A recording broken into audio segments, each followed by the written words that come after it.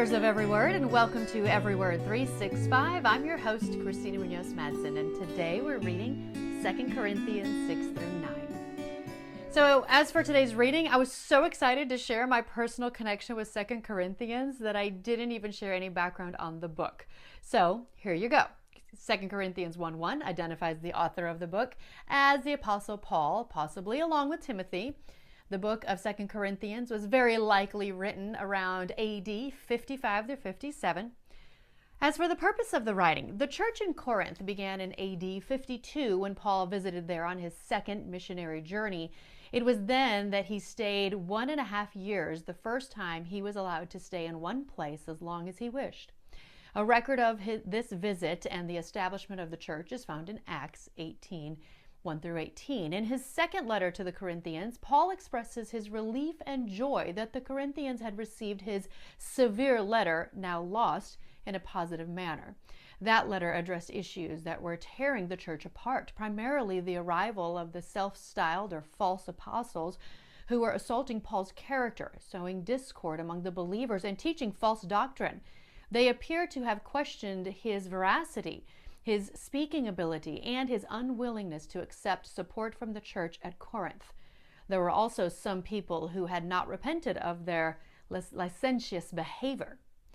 Positively, Paul found the Corinthians had well received his severe letter. Paul was overjoyed to learn from Titus that the majority of Corinthians repented of the rebellion against Paul. The apostle encourages them for this in an expression of his genuine love. Paul also sought to vindicate his apostleship, as some in the church had likely questioned his authority. And that, of course, is all from gotquestions.org on the book of 2 Corinthians. There's a lot of talk about giving in today's reading. And not just giving, but giving generously. And not just our money, our time, and our talents, too. Whatever you give is acceptable if you give it eagerly and give according to what you have, not what you don't have. Of course, I don't mean your giving should make life easy for others and hard for yourselves. I only mean that there should be some equality. Right now you have plenty and can help those who are in need. Later, they will have plenty and can share with you when you need it. In this way, things will be equal. That's 2 Corinthians 8:12 through 14.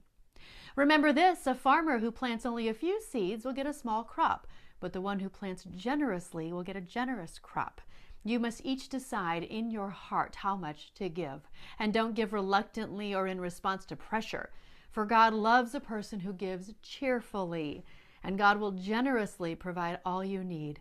Then you will always have everything you need and plenty left over to share with others. That is 2 Corinthians 9:6 through 8. If you struggle with tithing and or how much and or how often and or to where, please read today's readings closely. Lots of good wisdom and advice.